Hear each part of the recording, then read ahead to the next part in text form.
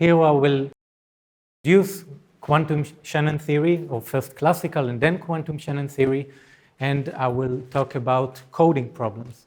So let's first talk about fields of information processing. This school focuses on quantum computing. Now, another field is communication. Shannon theory started from communication. There's also significant overlap with security and sensing, networking, and so on. Shannon theory is relevant for all of those fields. So I'll begin with communication. The beginning of information theory is marked by this paper from 1948, A Mathematical of Communication by Claude Shannon. And here he defined the problem of communication. So he says the fundamental problem of communication is that of reproducing at one point either or approximately a message selected at another point. This may seem obvious today, that when you send me a text message, for example, I should get the exact same message. Now, in this paper, Shannon addressed two fundamental problems. The first problem is source coding, that is also known as data compression. And the second problem is channel coding, the problem of error correction. Due to the time limitation, I will focus on the second problem of channel coding. Now, the study of the performance limit for such problems is called Shannon theory. Now, what does coding mean? So let's see. Okay, so this is the basic model that Shannon considered, the general model. Here, Alice has information that she would like to send to over this noisy channel. So her encoder puts out a code word X of length n. Then this code word is transmitted to the noisy channel. At the output, we have this random sequence y1 through n. It's random because of the noise. And then the decoder maps observation to an estimation of the information. So we would like Bob to recover the original information. Okay, so let's go into the details. In China, Alice chooses a message, which is a string of k bits. Now, the encoder maps this to a sequence, to a code word. Is binary, then the code word will be longer than the original sequence because we want to add redundancy and structure that will allow us to overcome the noise in the channel. Now, Bob's decoder maps this sequence to an estimation m hat. And now, if we have a given code, meaning a given encoding and decoding maps, we want to measure the performance of this code. So we look at two criteria. The first is efficiency. We want high information rate. We are adding redundancy, but we also want to be efficient. We want to send a lot of information. So we define the coding rate R equals K over N. This is the fraction of information bits per transmission. If the channel is binary, if X and Y are both bits, then the rate should 1 because, again, we are adding redundancy. So we would like the rate to be as close to 1 as possible. But we also need to worry about reliability. We want to have a low error probability. Suppose that Alice sent a particular message, small m, then the error probability is the probability that Bob's estimation is incorrect.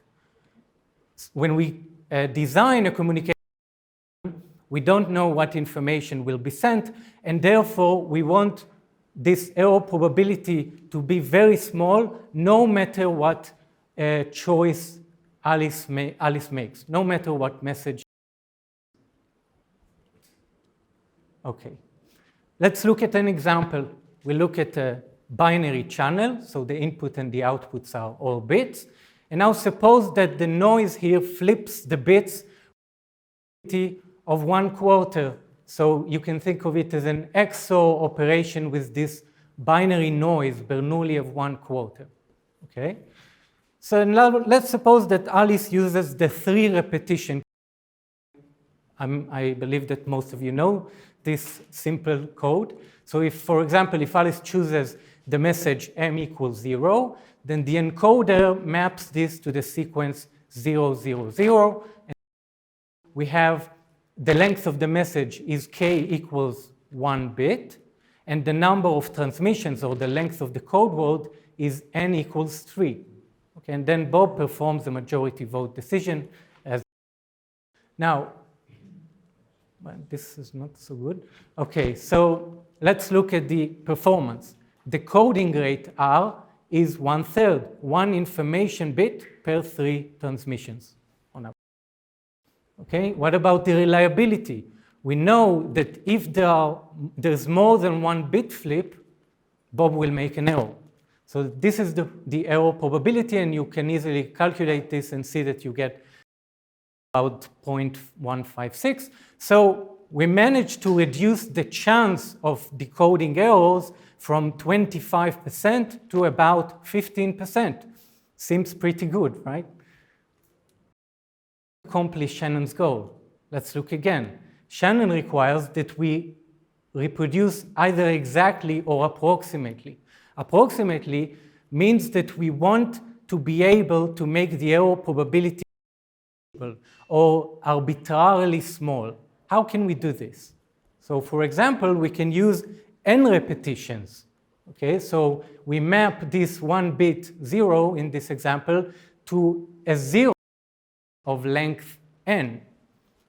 And now you can easily show that the error probability tends to 0 as the code length n grows to infinity. So we manage to accomplish the reliability requirement that Shannon makes. But now let's look at the efficiency. The efficiency is 1 information bit per n transmissions.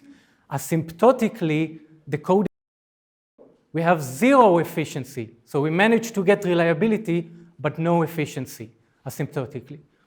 Can we do better? So now let's suppose that the message has k bits instead of. And now assume that I will use a code that has a constant rate that is equal to 0.188 information bits per transmission.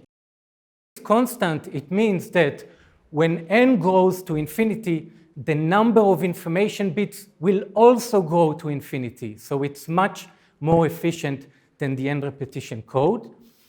And now, based on Shannon's results, we know that there exists a sequence of codes of length n equals 1, 2, 3, and so on. For every code length, there is a different code.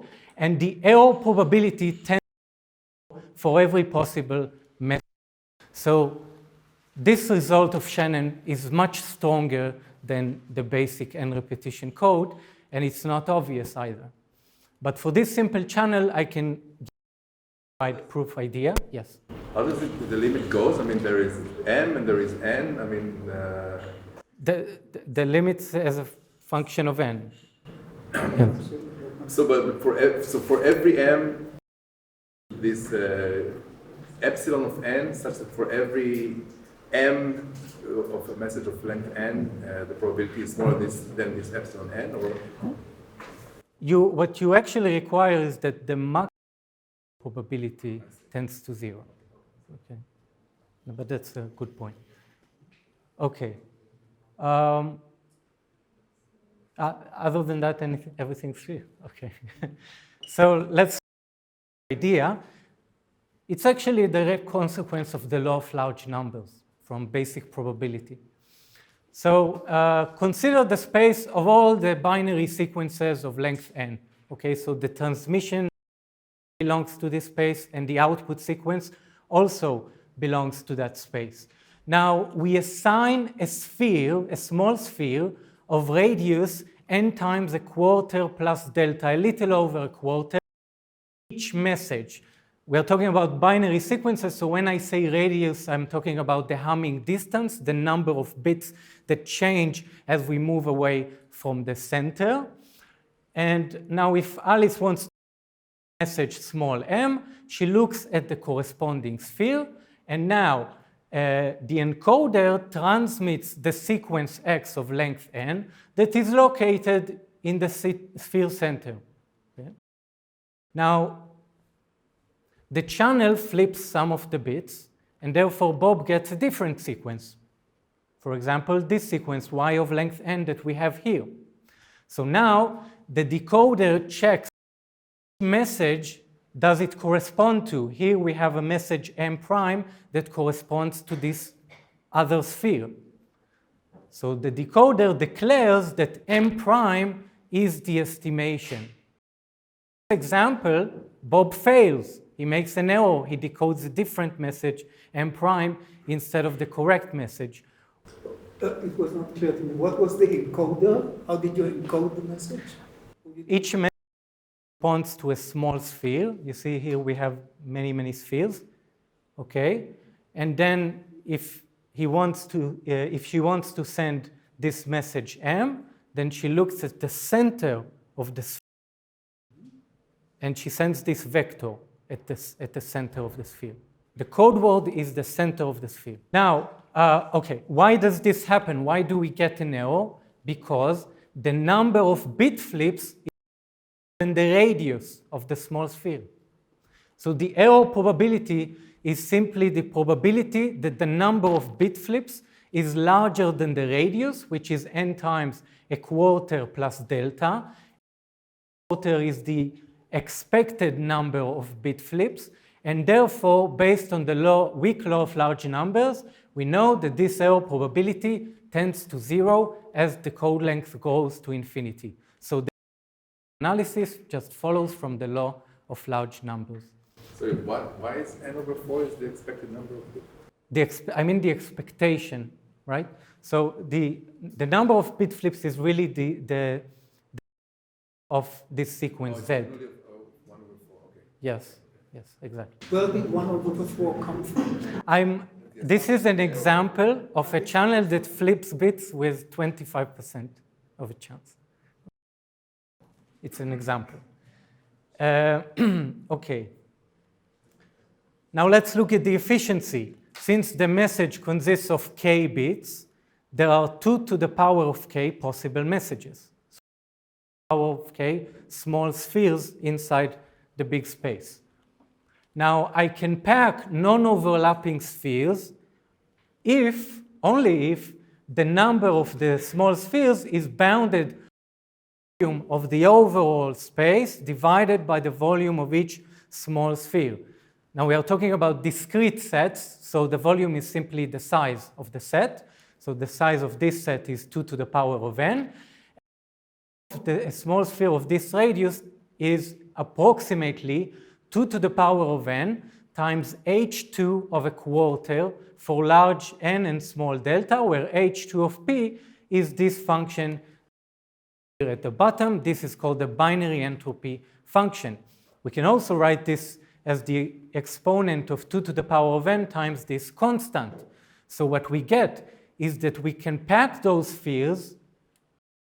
The number of information bits k is smaller than the number of transmissions n times this constant, or equivalently, the coding rate r has to be smaller than h2 of a quarter, and you can compute this and see that it's this constant. This is where the constant that we've seen earlier comes from. So as long as the coding rate is smaller than this value, It's supposed to be less than 1? 0, right? 0, 1, 8, 0. Thank you. Yes, sorry. Yes, of course. It should be 0. Sorry. I think here what is it wrong here also? Okay, never mind. Let's move forward. Okay, sorry. Yes. For a binary channel, it's smaller than 1. Okay, so as long as the coding rate is smaller than this value, we can communicate reliably with error probability that tends to 0. Yes? Did you assume that your code is a linear code? Assume Haven't assumed anything about the code structure. okay. Okay. Now, let's go back to a general channel, P of y given x, not necessarily bits output. Now, again, we define the coding rate as the number of information bits per transmission, but the transmission is not necessarily binary. Now, we define an achievable rate. R is called the if there exists a sequence of codes with error probability that tends to 0. So I've just shown you a derivation for a specific channel where we have an achievable rate, right? But now we also define achievable rate. The channel capacity, or in this case, the classical capacity, C classical, depending on the channel, P of y given x, this is defined as the maximal achievable rate for communication. So it's the best performance that we can ever hope for reliable communication. Now, let's move on to quantum systems. Shannon's example you gave was a capacity. This was not the capacity of this. This actually turns out to be the capacity. It turns out to be optimal, but I haven't shown it. I only showed achievability. Okay. So the best is exactly for this particular guy. Yes, yes, and you can easily generalize this for a bit flip of any probability, right? Okay. So very general, maybe even universal, right? It follows. It's based on the basics of probability theory, right? This raises the question: do Shannon's result apply to systems, or in other words, is quantum communication a special case of Shannon's model or Shannon theory? The answer is no, because classical probability theory does not accept quantum correlations. And as we replace the classical probability theory laws by the quantum mechanics postulates, Shannon's limits are violated and the behavior different as well. The principles of classical Shannon theory do not hold anymore. So this is our motivation to consider quantum Shannon theory for quantum communication and quantum. Okay, so I'll give you a very brief reminder. A quantum state, a pure state, is described by this vector in the Hilbert space HA. This is the example for a qubit. Now, if we have two systems, we can have a superposition of product states, but the resulting state is not necessarily a product. It could be entangled. And then we cannot give a full description for each system. We cannot assign a pure state, but we can give a noisy description. What is the noisy description? Oh, come on. Okay, so more generally, a quantum state is described by matrix. But we know that we can always add a reference system S such that the joint state will be pure. This is called a purification of the original quantum state. Now I'd like to remind you a unitary is a square matrix that satisfies this property. Now, very often it's convenient to work with isometries. An isometry is a rectangular matrix. It's an operator from one Hilbert space to another Hilbert space that could have a larger dimension. And it satisfies V dagger V equals the identity operator. It's called an isometry because it's the norm of the vector. So suppose that we have this quantum system in the state psi, and now we add an ancilla in the state 0, and then we look at this unitary evolution. Now, you can always describe this evolution from psi to the origin to the new state as V times psi, where V is an isometry. Okay? One of the properties is that all purifications are isometrically equivalent. This means that if we have a quantum state, rho A, that has two different purifications psi AB and phi AC, you can always find an isometry that will map one purification to the other. Okay, so you probably remember for quantum mechanics, if you have an isolated system, the evolution is unitary. Now, if we add ancillas and look at the evolution, we can have an isometric evolution, V times psi. Now, the system is no longer isolated because we're adding ancillas, but we still consider this noiseless evolution. We are not adding noise here. So now, let's suppose that we have this isometry that maps from the quantum system of Alice, A, to the system of Bob and his environment. And now, let's say that Bob doesn't have access to this environment. So we would like to look at the reduced state, rho B of Bob, which is obtained by a metric evolution V, and then tracing out E, tracing out the environment. Okay, so now we have a noisy evolution because we are throwing away information, we are throwing away the environment. Noisy evolution is called a quantum channel. It turns out that any physical process can be described in this manner. And this is only one of the representations of a quantum channel, but it's very natural for among others, because we associate this system A with the transmitter. We associate B with the system that Bob receives. So, for example, a photon that we send over an optical fiber. The losses go to the environment. Okay, now we use this notation, L of H for the set of all operators P from H to H, and mathematical channel is a linear map from L of HA to L of HB. So it maps an operator on A to an operator on B. The dimensions could be the same, could be larger or smaller. Now, definition of completely positive trace-preserving map. I will not go into those properties. I believe that you will see them in the tutorial on quantum channels.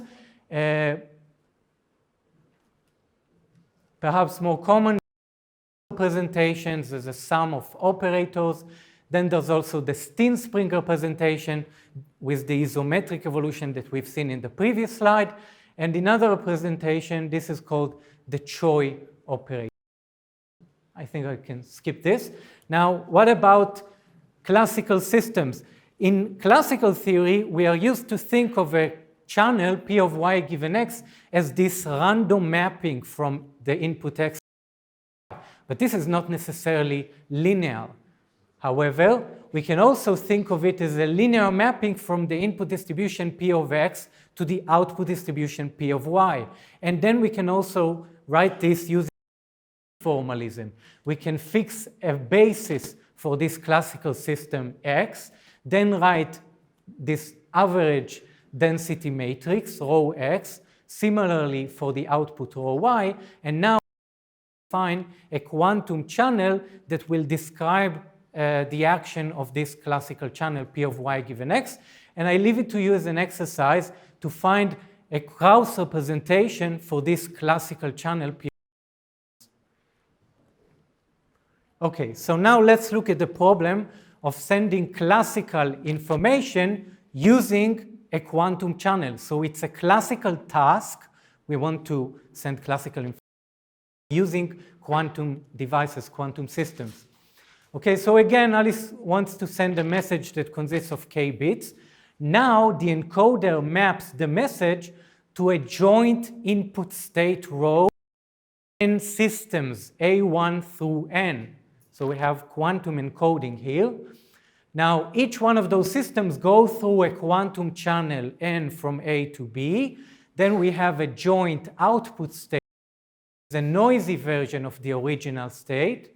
Sorry, is it like a product channel or are you thinking? Yes, the channel is a product form, but the input is not necessarily product. Okay, so the output is not necessarily product as well. Now,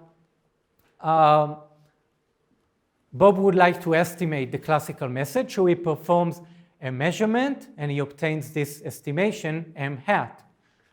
As before, we have the rate R, this is the fraction of information bits per quantum transmission in this case, and reliability is the error probability, the probability that the measurement result wrong estimation.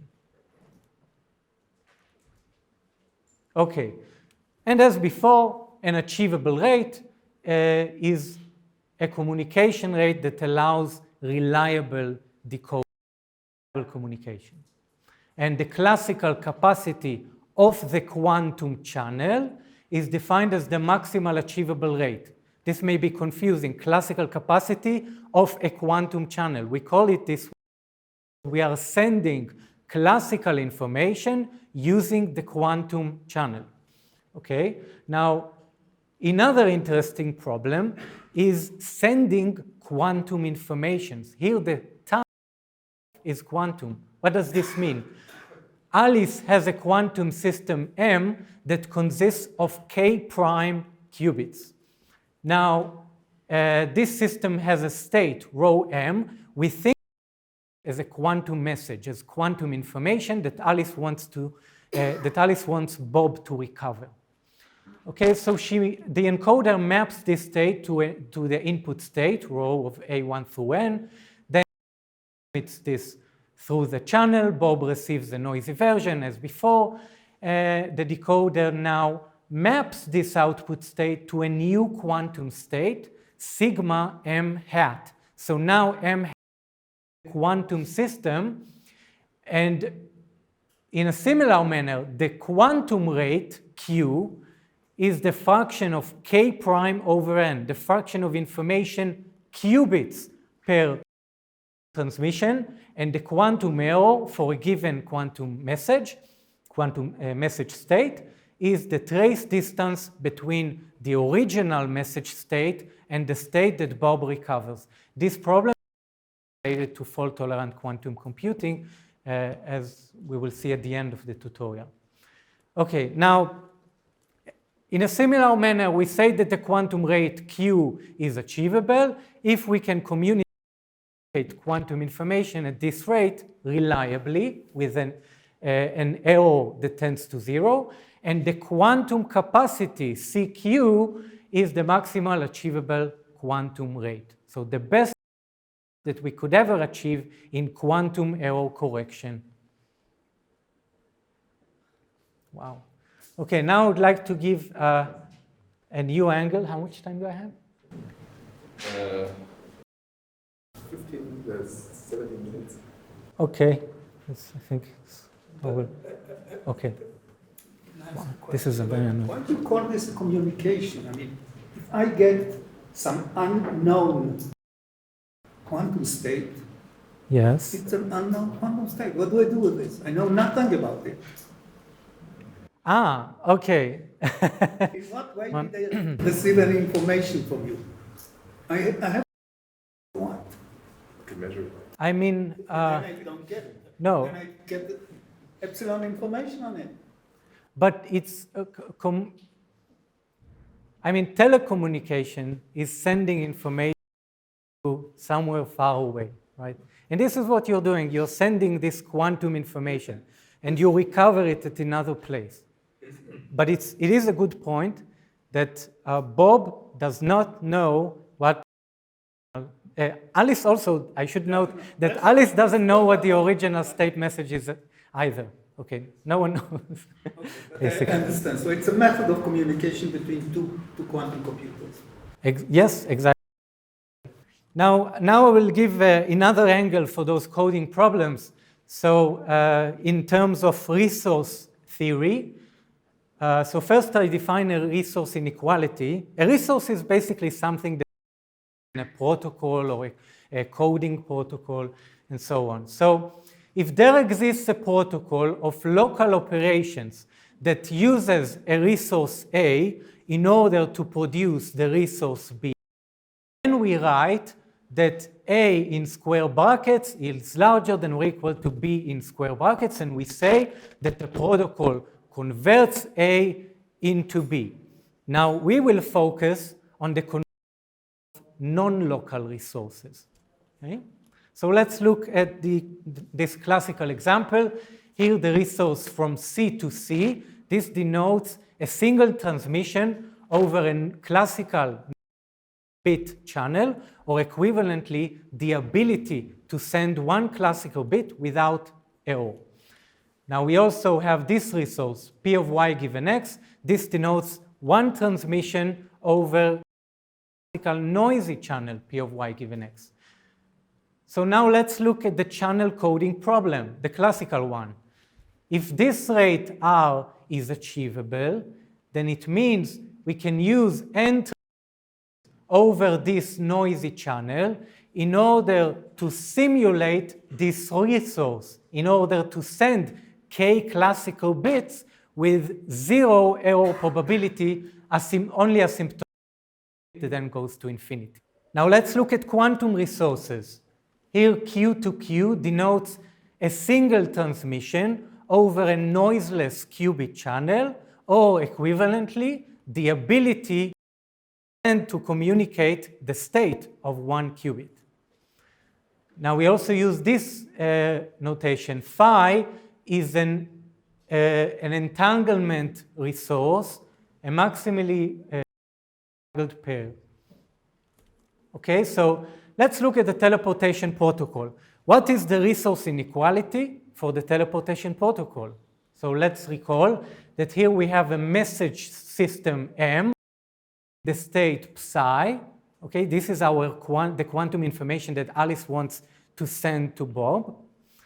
In addition, they also have a pair of entangled qubits, A1 and B. So now Alice a joint Bell measurement. She obtains 2 classical bits. Then she sends those classical bits using a noiseless classical bit channel. Bob uses those. Now Bob applies Pauli operators that are controlled by those classical bits, and it turns out that he's able to recover the original state. So what are the resources that we are using? What resources do we produce? Wow. This is the resource inequality. We are using 2 classical bit transmissions and an EPR pair in order to send a qubit state. Similarly, in superdense coding, we use a transmission over a qubit channel plus an EPR pair in order to send 2 bits. Now, we can also generalize this, and instead of a noiseless qubit channel, we consider a noisy channel, a noisy quantum channel. But then we would need error in order to communicate the information. So this is the generalization of superdense coding. Here, Alice and Bob share those entanglement resources. And now, when we send a classical message, the encoder prepares this state. This is pretty much the same as before. Bob performs a measurement. And now the coding rate, the fraction of information bits per transmission, here thanks to the entanglement resources. We can also generalize teleportation. Now we look at a noisy quantum channel where we are, and we send of k prime qubits. So again, we have a quantum rate, and this quantum rate of information qubits per transmission can also be higher thanks to the entanglement resources. Okay, so in a similar manner, we say that R is achievable with entanglement resources, entanglement assistance it's called, if we can communicate reliably at this rate.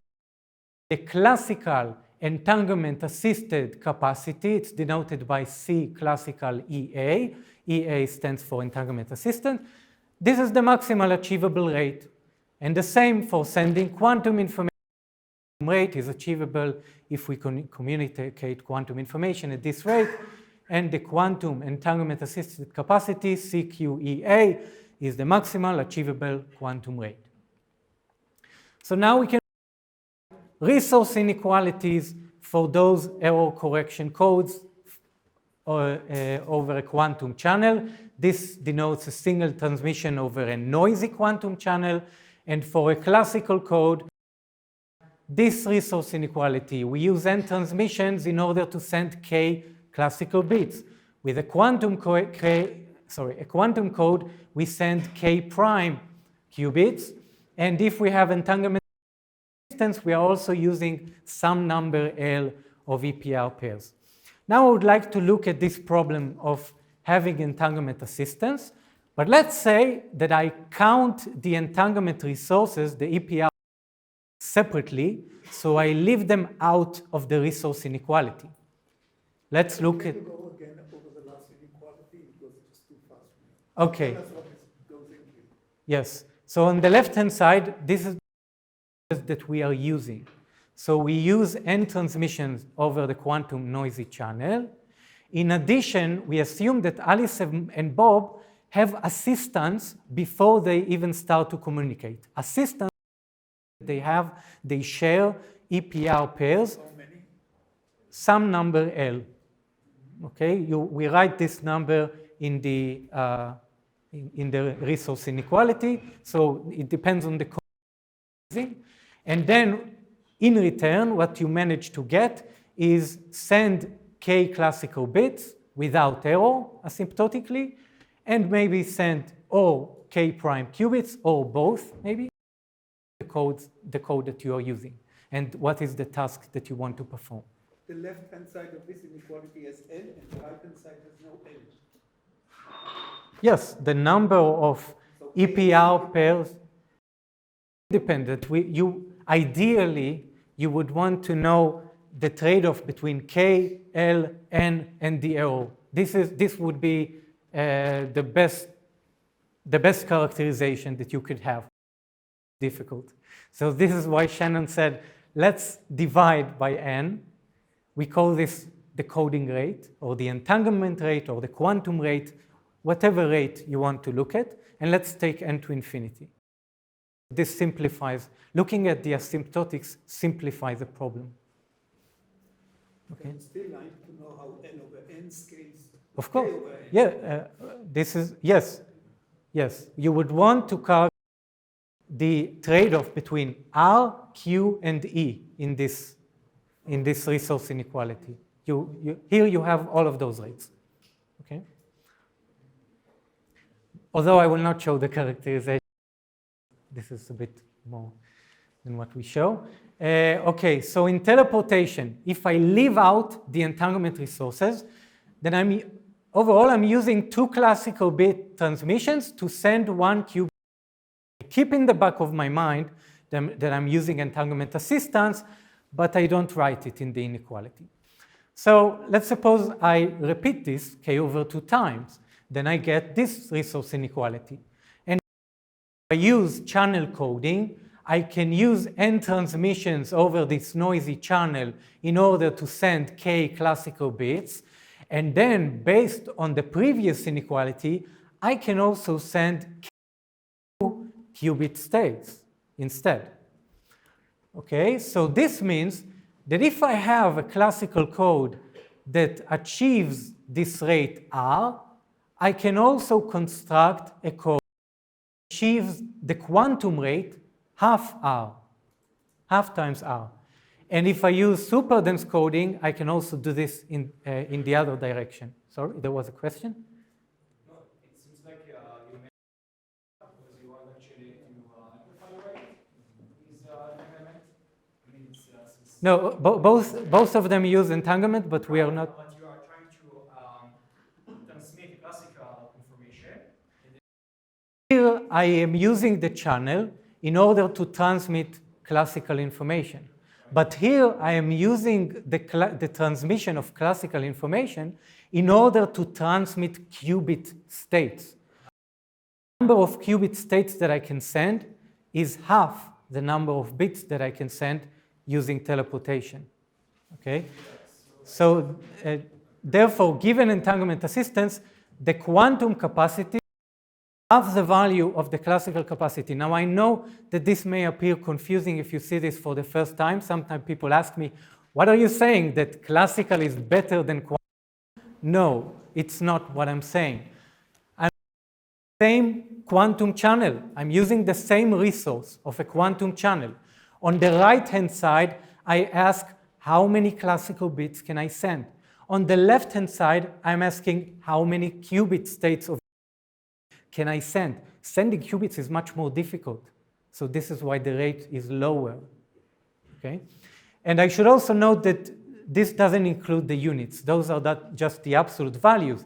If I include the unit transmissions in classical bits, then the 1/2 becomes 1 qubit per 2 classical bits. This comes directly from the duality of superdense coding and teleportation. 2 classical bits for 1 qubit transmission. Again, given entanglement assistance. We are kind of ignoring the entanglement resources that we are using here. So, yeah, so let's summarize. I'm probably out of time, right? Okay. So we've seen that there are different categories for capacity of a quantum channel.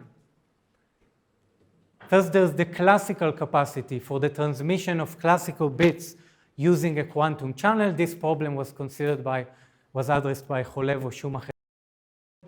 Another problem is the problem of the quantum capacity for the transmission of qubits, or qubit states to be precise.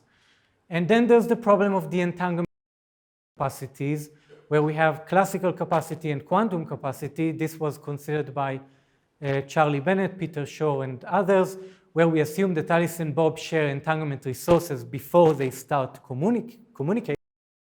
And we've seen that the capacities can be strictly higher based on superdense coding and teleportation. And I should note that this doesn't happen in classical communication. What I mean is that we use correlations in order to transmit at a higher rate in classical communication. But here you see in superdense coding, for example, that you can use static resources of correlations in order to double the transmission rate. Why can't we do it classically? Why can't I use correlations to transmit more information? Well, it turns out that the capacity with correlations is the same as the capacity without correlation. So the best performance that you can achieve with correlation is the same as without correlation. But I haven't, But I haven't shown you anything about the negative part of why we cannot transmit more than this, for example, the bit flip channel. I haven't told you why we cannot achieve more than this, right? But yeah, I mean, the correlated bits that you are using, we assume that they are shared, they are pre-shared, they are shared before you start communicating. So they have no correlation with the information, right? It shouldn't be, I mean, it does make sense, I think, that that this correlation would not help. I would say that the surprising part is in superdense coding. Superdense coding is surprising. I know that many physics students tell me that the superdense coding seems trivial, right? Or very interesting. We are using this quantum resource and another two strong quantum resources in order to produce two classical weak resources. What's the point? Doesn't seem interesting. But the interesting part is that this is considered to be a dynamic resource. What does it mean, dynamic? It's a communication, it's a resource where you can send information to Bob that is far away. This is a resource. Right? Maybe EPR try to suggest that you can use this to send information, but we know that you cannot, by itself, you cannot use this to send anything, any information, right? So this is why we call this a static resource of correlation. And what you get here is that you have 2 times dynamic. So I would say that this is remarkable. This is the surprising part. You agree? I mean, okay. Static, but it's not logical. Sorry? It can help. Static can help. And okay, in practice, it can actually help reduce complexity. We're not looking at the complexity here. So those are a few references that might be of interest to you if you're interested in this topic. This is the book by Wilde. This is the original paper by Bennett et al. And this is the Vetakhero and Winter on the resource framework for quantum Shannon theory. Thank you.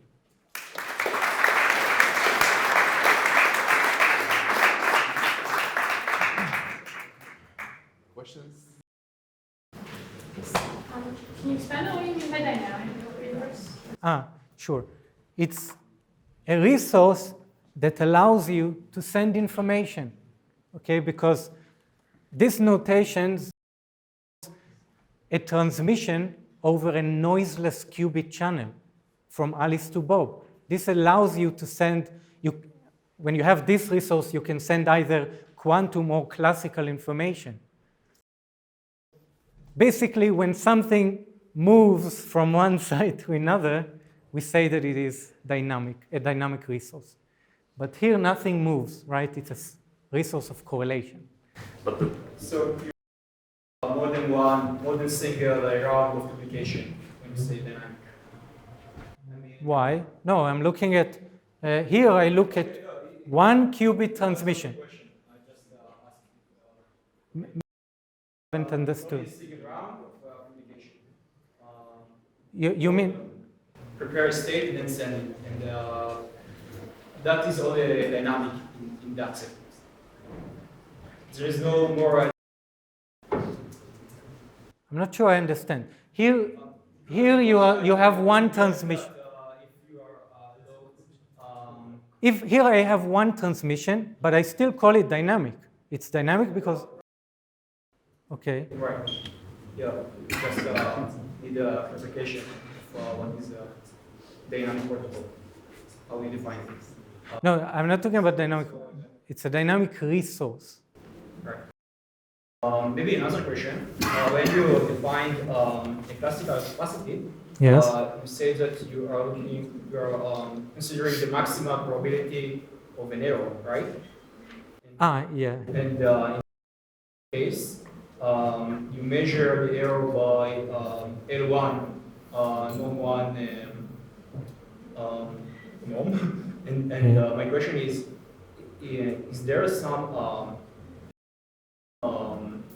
some bigger idea about that, behind that? Or is that just something that is an arbitrary definition?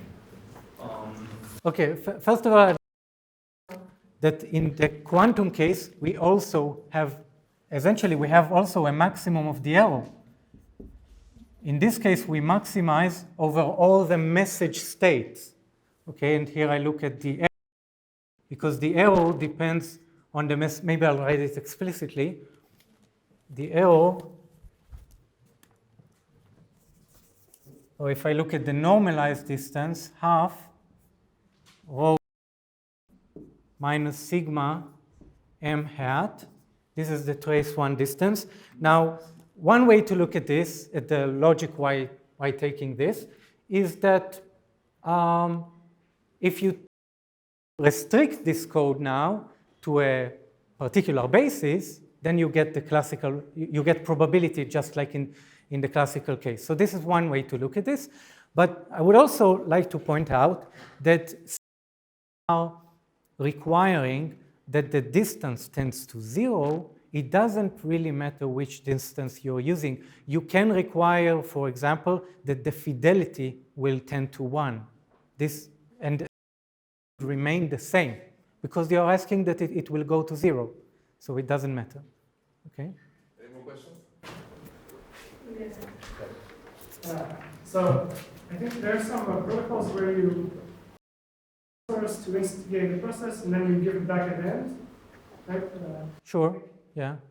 Are there examples where that's actually necessary, where it gives a better performance compared to not allowing this to happen on the both sides of the equation?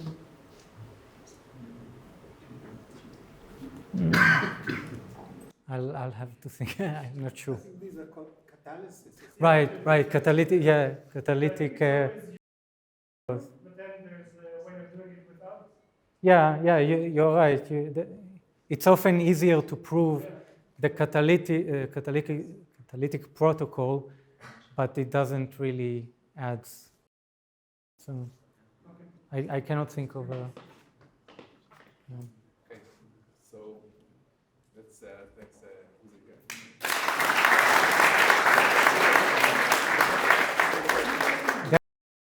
again. Maybe I'd say there are some, when it comes to constructing efficient codes, there are some things that we know to do catalytically, okay, but we don't know how to do them without it.